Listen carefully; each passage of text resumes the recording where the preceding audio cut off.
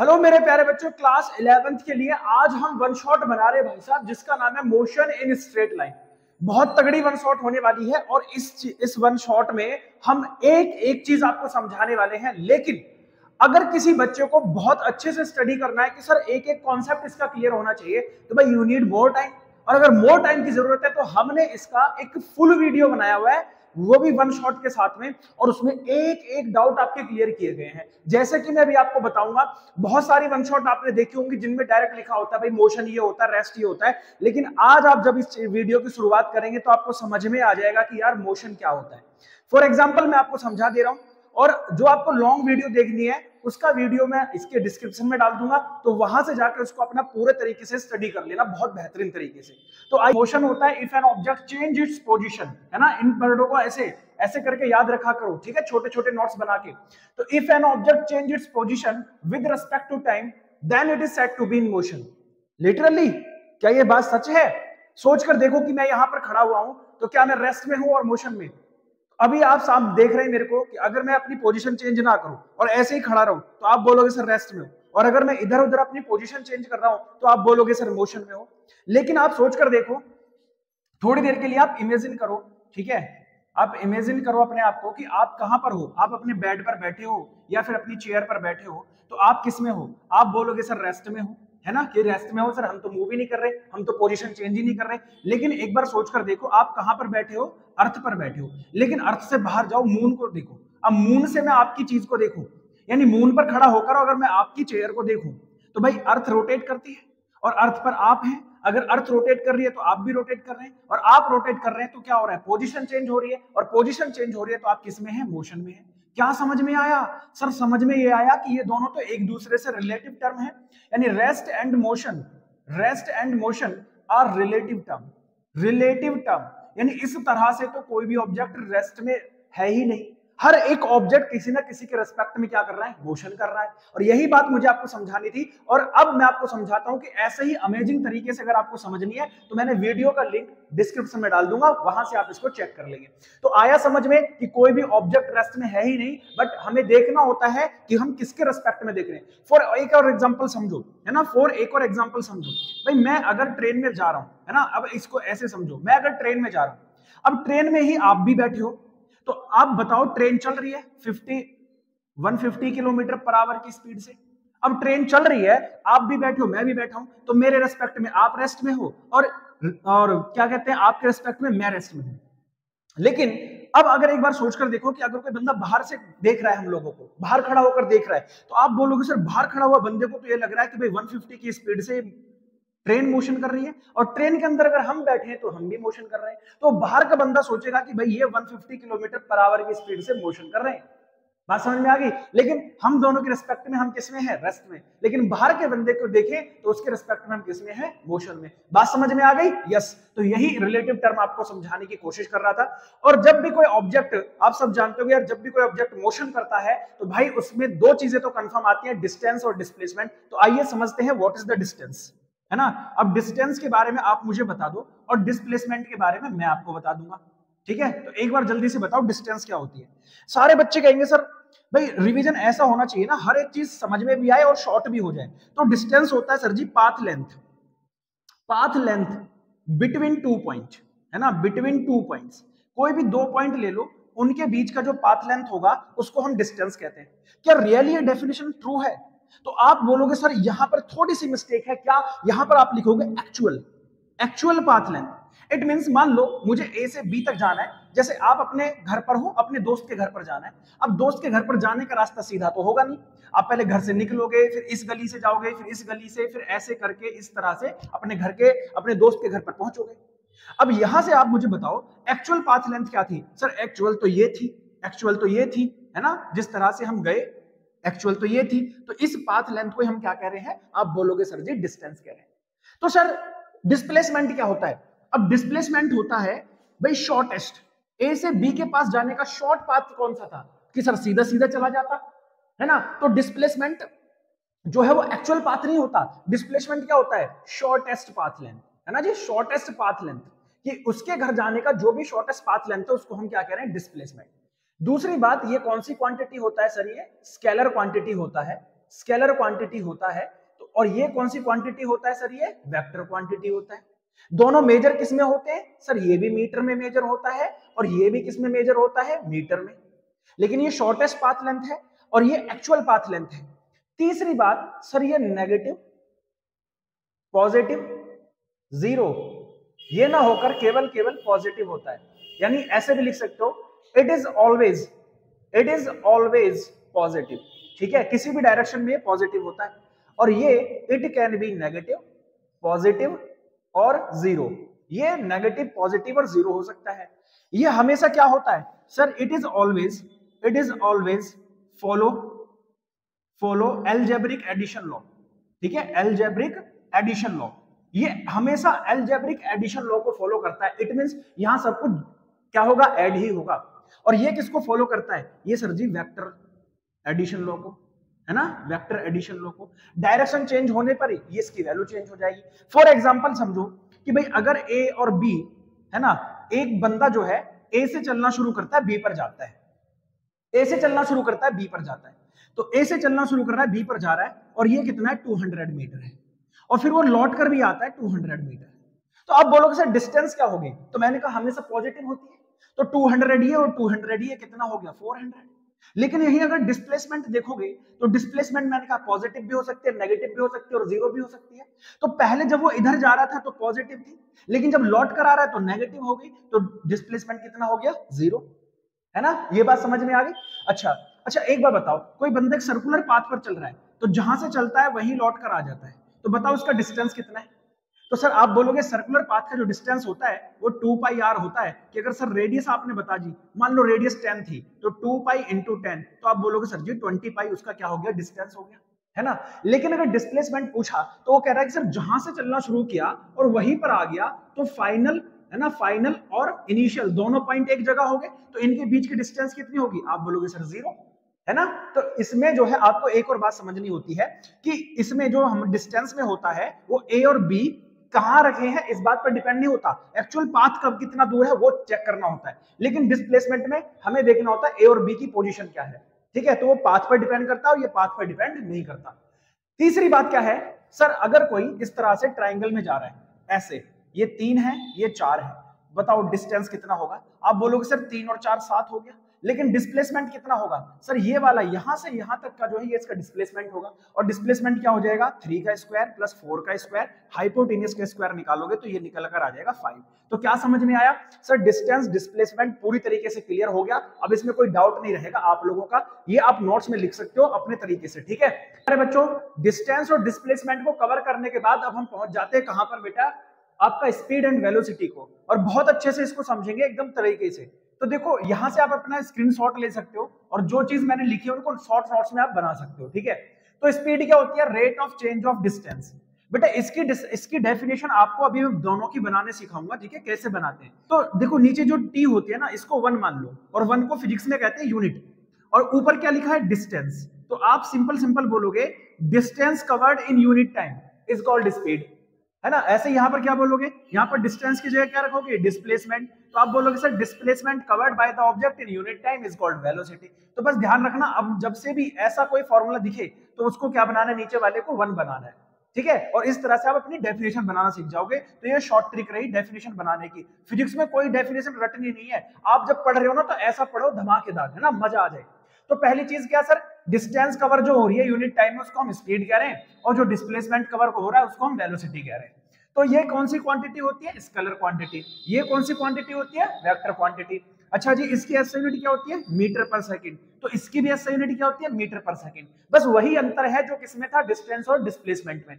तो क्या वेलोसिटी केवल वेलोसिटी होती है? नहीं, ये 2 टाइप की होती है। एक तो होती है यूनिफॉर्म वेलोसिटी, है ना, यूनिफॉर्म, और दूसरी होती है वेरिएबल, है ना, वेरिएबल। अब आप बोलोगे सर यूनिफॉर्म का मतलब क्या होता है? जो आप बोलोगे सर यूनिफॉर्म का मींस होता है अगर सेम डिस्टेंस, सेम डिस्प्लेसमेंट, है ना, सेम डिस्प्लेसमेंट कवर करती है सेम टाइम में, तो वो कौन सा हो गया सर जी? आप बोलोगे यूनिफॉर्म।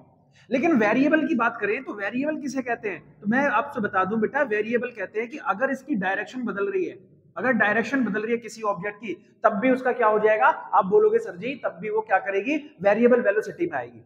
ठीक है, यहां पर क्या होता है, सेम टाइम सेम डिस्प्लेसमेंट के सामने सेम डायरेक्शन भी होनी चाहिए, है ना, एक ही डायरेक्शन में। लेकिन अगर यहाँ पर जैसे कोई ऑब्जेक्ट क्या कर रहा है, सर्कुलर पाथ पर मोशन कर रहा है, तो भाई उसकी क्या हो रही है, लगातार वेलोसिटी चेंज हो रही है। तो ये कौन सी वेलोसिटी होगी, यूनिफॉर्म वेलोसिटी। जैसे आपके घर में फैन मूव कर रहा है, आप बैठे हो, फैन चल रहा है, तो फैन भी कौन सी वेलोसिटी कर रहा है, वेरिएबल वेलोसिटी। ठीक है, ध्यान रखना इस चीज को।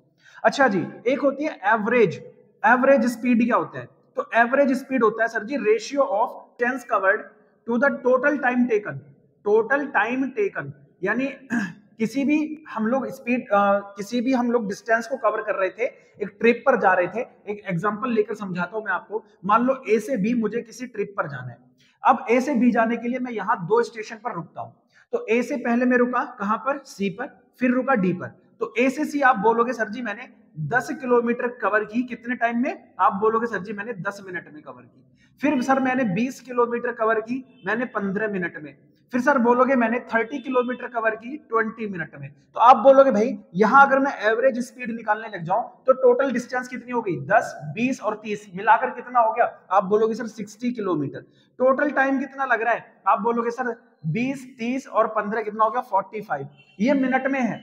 और मिनट को आप जब सेकंड में सॉरी किस में बदलोगे, आवर में बदलोगे तो 60 से डिवाइड करोगे। तो आप बोलोगे सर 60 इंटू 60 बाई 45, तो 15 से काटो, 15 4 जा, 15 3 जा, 3 से काटेंगे 20। तो आप बोलोगे सर जी 80 किलोमीटर पर आवर की हम लोग एवरेज स्पीड से कवर कर रहे थे। ये बात ध्यान से समझ लेना आप लोग, ठीक है भाई। हमें मिनट्स को किसमें कन्वर्ट करना था, आवर में, तो हमने इसे 60 से डिवाइड कर दिया, फिर हमने इसको देखा तो 80 किलोमीटर पर आवर की स्पीड आ गई निकल के। आराम से समझना इस चीज को, ठीक है। तो एवरेज स्पीड होता है total distance covered and total time taken का रेशियो, ठीक है। ये बात समझ में आ गई। ऐसी होता है एवरेज वेलोसिटी भी आ जाएगा, लेकिन उसमें डायरेक्शन भी लेनी पड़ेगी आपको, ठीक। आराम से समझते रहो, सारी बातें एक एक करके दिमाग में डाल देंगे आपके, कोई दिक्कत कोई परेशानी किसी बच्चे को होनी नहीं चाहिए। अच्छा, ये सब समझने के बाद में अब आते हैं सर जी एक एसिलरेशन के बारे में समझा दो, व्हाट इज द एसिलरेशन, ठीक। आप समझते हो कि हमने अभी किसको कवर किया था, स्पीड एंड वेलोसिटी को। एक छोटी सी बात और बता देते हैं, इंस्टेंटेनियस वेलोसिटी। तो आप बोलोगे sir change in displacement with of the object with respect to the very short of time.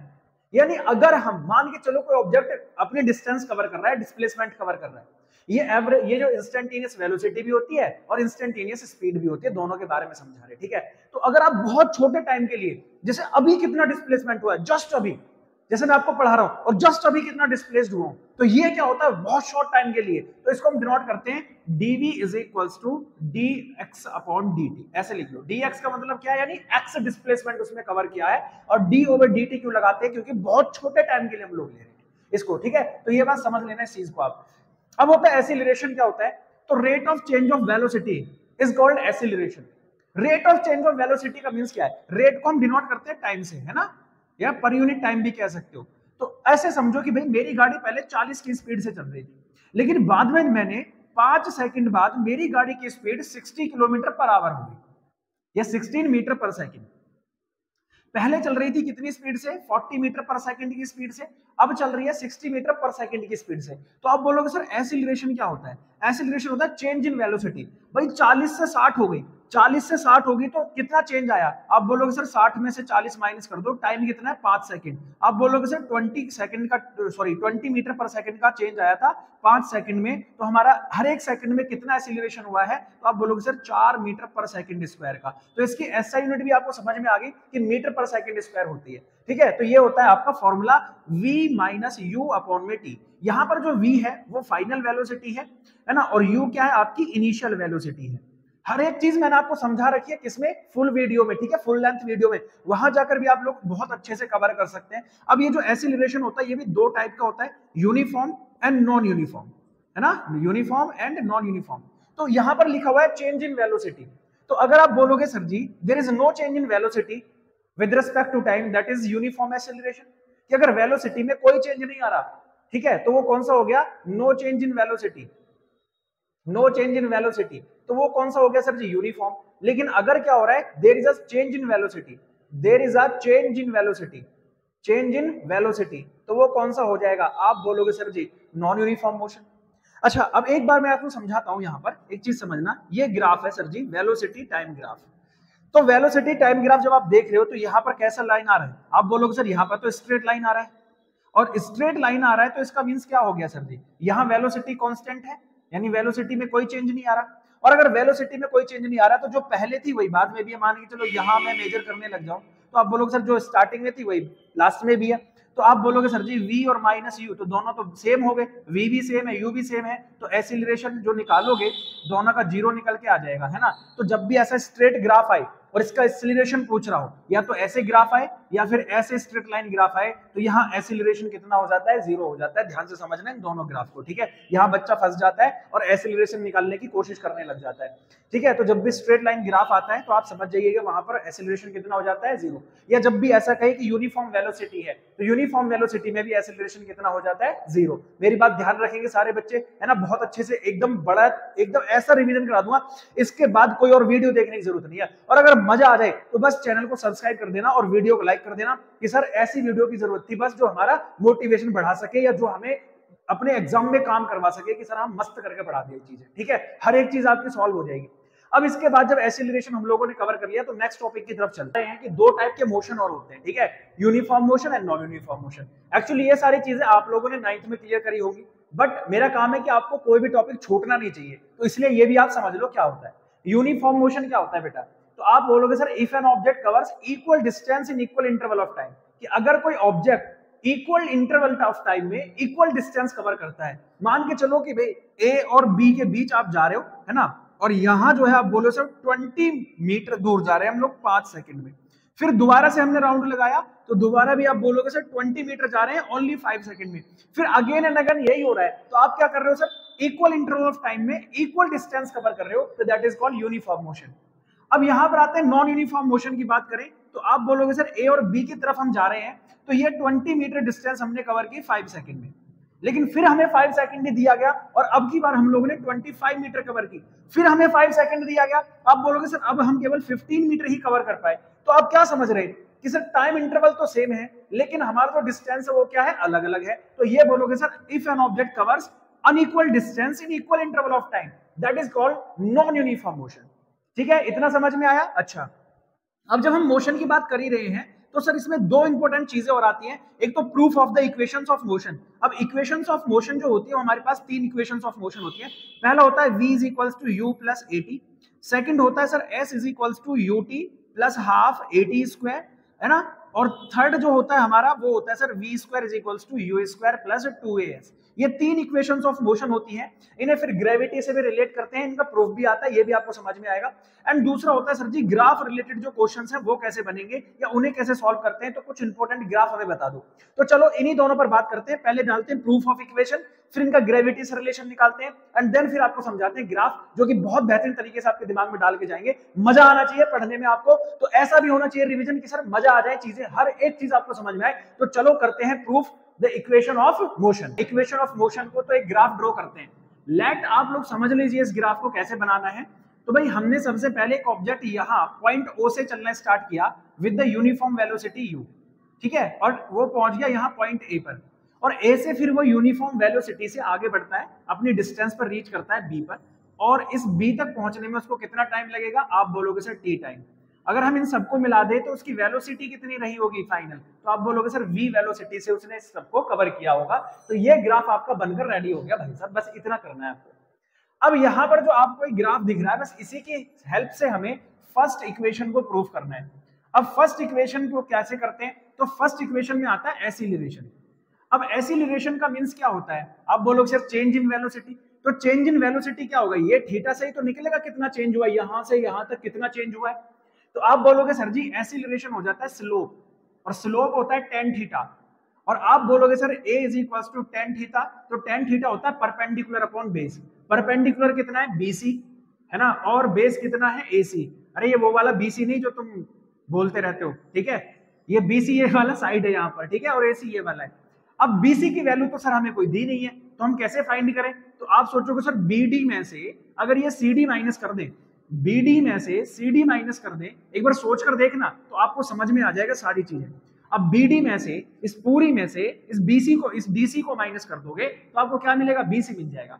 तो आप बोलोगे सर जी BD कितना है V, और देखो अगर ये O से लेकर A तक U है तो ये वाली डिस्टेंस भी U होगी, तो V minus U upon T। तो आप बोलोगे sir AT is equals to V minus U, बस U को इधर ले आओ, U plus AT equals to क्या बन गया, V बन गया। ये इक्वेशन प्रूव होगी।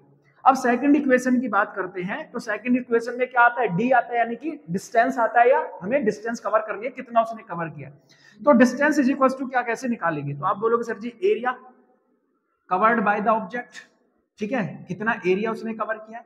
अब हमें पता है कि सर यहाँ पर तो दो चीजें हैं, एक तो रेक्टेंगल है और एक ट्राइंगल है, तो दो एरिया कवर किया उसने।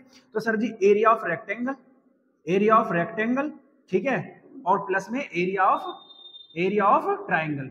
अब एरिया ऑफ रेक्टेंगल होता है लेंथ इनटू ब्रेथ, तो बताओ लेंथ क्या है, आप बोलोगे OA, ब्रेथ क्या है सर जी AC, A से लेकर C तक ब्रेथ है इसकी। फिर सर जी इसका एरिया था बेस कितना है AC, और हाइट कितना है इस ट्राइंगल की, आप बोलोगे सर जी ये है BC।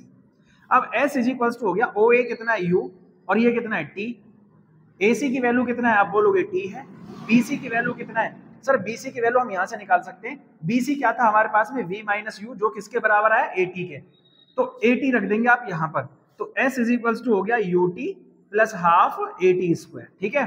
तो यहां से निकल कर आ गया आपकी सेकंड इक्वेशन। भाई first equation second equation proof हो गया। अब तीसरी इक्वेशन की बात करते हैं, थर्ड इक्वेशन ऑफ मोशन। तो इसको हमें S से निकालना है, तो S इज इक्वल टू होता है एरिया ऑफ द ग्राफ। अब ये जो ग्राफ है इसका टोटल एरिया क्या है, तो sir ji area of trapezium, ठीक है, एरिया ऑफ ट्रेपेजियम नजर आ रहा है, देखो ये और ये ट्रेपेजियम है। एक बार ऐसे सीधा करके देखो तो आपको नजर आ जाएगा सर ट्रेपेजियम है। और एरिया ऑफ ट्रेपेजियम क्या होता है, आप बोलोगे sir half into sum of parallel side, ठीक है, और इंटू में हाइट। अब आप बोलोगे सर जी जो पैरेलल साइड है वो कौन कौन सी है, एक तो OA है, जरा ध्यान से समझते रहना, और दूसरा कौन सा है, आप बोलोगे सर जी BD। ये दो पैरेलल साइड हैं, और हाइट क्या है इसकी, हाइट होगी ये वाली, इसको हम कह रहे हैं AC। तो सम ऑफ पैरेलल साइड ये हो गया V प्लस U, और इनटू में AC हो गया T। अब थर्ड इक्वेशन में आप मुझे जरा कस के बताओ क्या T कहीं आता है, बोलोगे नहीं सर उसमें तो A S और V आता है। तो T की वैल्यू हम यहां से निकाल सकते हैं फर्स्ट इक्वेशन से, V is equal to U plus AT, V minus U upon A is equal to T। तो यहां पुट कर दो तो हो जाएगा V माइनस U अपॉन में A, 2AS इधर आ जाएगा, ये हो जाएगा V square minus U square, hence proved, ये आपकी थर्ड इक्वेशन ऑफ मोशन होगी। तो इस तरह से ग्राफ मेथड से आप लोग तीनों इक्वेशन को प्रूव कर सकते हो बहुत आसान तरीके से, एकदम मजेदार तरीके से। आइए ये सब कवर करने के बाद में कुछ इंपॉर्टेंट ग्राफ भी आपको बता देते हैं और फिर हमारी वीडियो को विराम देंगे। लेकिन अगर मजा आया हो, है ना, कि चीजें सब एकदम से दिमाग में सेट हो गई, इसके अलावा फिर कुछ पढ़ने की जरूरत नहीं है, तो बस एक बार, है ना, मेरे कहने से एक बार वीडियो को लाइक कर लो और चैनल को सब्सक्राइब। जितने भी डाउट्स रहेंगे, जितने भी सारे टॉपिक्स रहेंगे, बस आप कमेंट कर देना, सब पर ऐसे ही वन शॉट रिवीजन करवा दूंगा आपका मस्त तरीके से, ठीक है। आ जाओ फिर अगली वीडियो में, ठीक है। Equation of motion under gravity, ठीक है। तो आज मेरे प्यारे बच्चों एक छोटा सा टॉपिक और कवर करते हैं कि equation of motion under gravity. भाई हमें पता है V is equal to U plus AT होता है, लेकिन जब हम ग्रेविटी की बात करेंगे तो हमारा जो V और U वो तो सेम रहेगा। अब जो A है वो G बन जाएगा, और जो S है वो हाइट बन जाएगा, H बन जाएगा। तो जरा रख लो, तो V is equal to U plus GT पहली इक्वेशन, S की जगह H रखोगे, UT plus half GT square ये दूसरी इक्वेशन, और फिर आप बोलोगे sir ji 2GH is equal to V square minus U square. तो ये तीन इक्वेशन हो जाती है अंडर ग्रेविटी। लेकिन एक बात आपको समझना है, अगर ऑब्जेक्ट अपवर्ड मूव कर रहा है, अपवर्ड है ना, अपवर्ड मूव कर रहा है, तो एक्सीलरेशन कहां लगता है, नीचे की तरफ। एक्सीलरेशन ऑफ ग्रेविटी तो नीचे रहती है, लेकिन हम क्या जा रहे हैं, इसके अगेंस्ट काम कर रहे हैं, ऊपर की ओर। तो बस जो G है वो आपका वो पॉजिटिव ना होकर नेगेटिव हो जाएगा। तो यहां पुट करोगे तो V is equal to U minus GT, और दूसरा हो जाएगा H is equal to UT minus half GT square, और थर्ड हो जाएगा 2GH minus is equal to V square minus U square. फिर एक होता है फ्री फॉल वाली कंडीशन, अगर कोई फ्री फॉल कर रहा है ऑब्जेक्ट तो भाई U 0 हो जाता है उसमें, ये बात ध्यान रखेंगे, U 0 हो जाएगा। तो V is equal to only GT और H is equal to half GT square, और फिर थर्ड कंडीशन हो जाती है sir ji 2GH is equal to V square. तो यहां से एक नया फॉर्मेट निकल के आता है जब फ्री फॉल हो रहा होता है। अब जो हमारे ग्राफ है, आ जाओ ग्राफ के बारे में पहले मैं आपको बता दूं, there are 3 types of graph, ठीक है, 3 टाइप के आपको ग्राफ देखने के लिए मिलेंगे।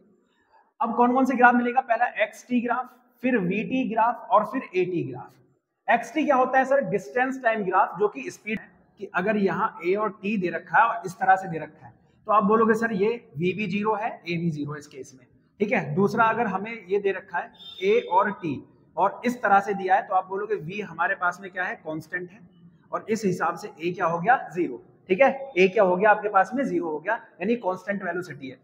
तीसरी बात जो आ जाती है आपकी, है ना, थर्ड चीज जो आ जाती है वो आपको ऐसे समझना कि अगर ग्राफ ऐसे मिल जाए, है ना, इस तरह से मिल जाए, तो ये क्या सर जी, यहाँ पर एक्सीलरेशन जो है वो कैसा है, पॉजिटिव है, इंक्रीज हो रहा है ना, एक्सीलरेशन इंक्रीज हो रहा है। चौथी बात, अगर आपको ग्राफ एक्सीलरेशन और टाइम का ग्राफ इस तरह से मिल जाए तो एक्सीलरेशन क्या हो रहा है, डिक्रीज हो रहा है। कैसा हो रहा है, डिक्रीज हो रहा है। फिफ्थ कंडीशन अगर आपको देखने के लिए मिल जाए तो इस तरह से आपको देखने के लिए मिलेगी, यहां से, तो आप बोलोगे सर जी यहाँ जो एक्सीलरेशन है वो कांस्टेंट है, कांस्टेंट एक्सीलरेशन है, बट जो इनिशियल वेलोसिटी वो नेगेटिव रही थी। कैसी थी, नेगेटिव थी। ठीक है, तो ये कुछ आपको ग्राफ समझने हैं, है ना, जिनको आपको बहुत अच्छे से क्लियर कर लेना अपने दिमाग में।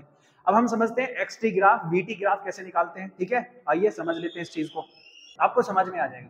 मान लो कि भाई ये हमारा एक्स है और ये टी है, और यहाँ आपके कोई ऑब्जेक्ट इस तरह से मोशन कर रहा है, और यहाँ थीटा बराबर उसने 30 डिग्री बना रखा है।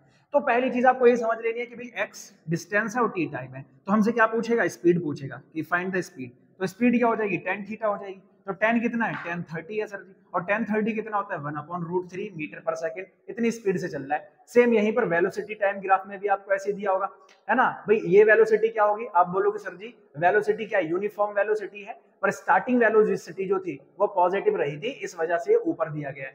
और यहाँ पर अगर आपको एंगल दे दे कि 30 डिग्री का बना रहा है या 20 डिग्री का बना रहा है, इस तरह से। ठीक है, तो आप बोलोगे सर यहाँ पर मुझे क्या निकालना पड़ेगा, यहाँ पर सर जी एक्सीलरेशन निकाला जाएगा, क्योंकि v और t ग्राफ है, तो एक्सीलरेशन क्या हो जाएगा, tan थीटा, और tan थीटा कितना हो जाएगा, tan 60, और tan 60 कितना हो जाएगा आपका, √3 मीटर पर सेकंड स्क्वायर। ठीक है, तो ये आपके कुछ ग्राफ है जिनको, बाकी सारे ग्राफ वही है जो मैंने एक्सीलरेशन में समझा दिया, सबका मतलब वही है। यहाँ पॉजिटिव है, यहाँ आप कर दोगे तो क्या बोलोगे सर, कांस्टेंट वेलोसिटी से चल रहा है, लेकिन स्टार्टिंग में जो वेलोसिटी है वो क्या है, नेगेटिव है। ठीक है, बाकी सारी बातें वही हैं जो मैंने आपको पहले उसमें एक्सीलरेशन वाले में समझा दी। तो बच्चे ये रहा आपका पूरा टोटल रिवीजन इस चैप्टर का। कैसी लगी वीडियो आप मुझे बता देना कमेंट में, और अगर ग्राफ से रिलेटेड कोई भी दिक्कत रहती है तो वो भी मुझे बता देना। वैसे वो होगी नहीं, क्योंकि मैं लॉन्ग वीडियो का लिंक इसमें डाल दूंगा, तो वहां से आप जरूर जाके देख लेना इस चीज को, सारी डाउट क्लियर हो जाएंगे। तो भैया ऐसी ही वीडियो के लिए बस चैनल को सब्सक्राइब कर लेना अगर मजा आया हो तो। ठीक है, मिलेंगे अगली वीडियो में।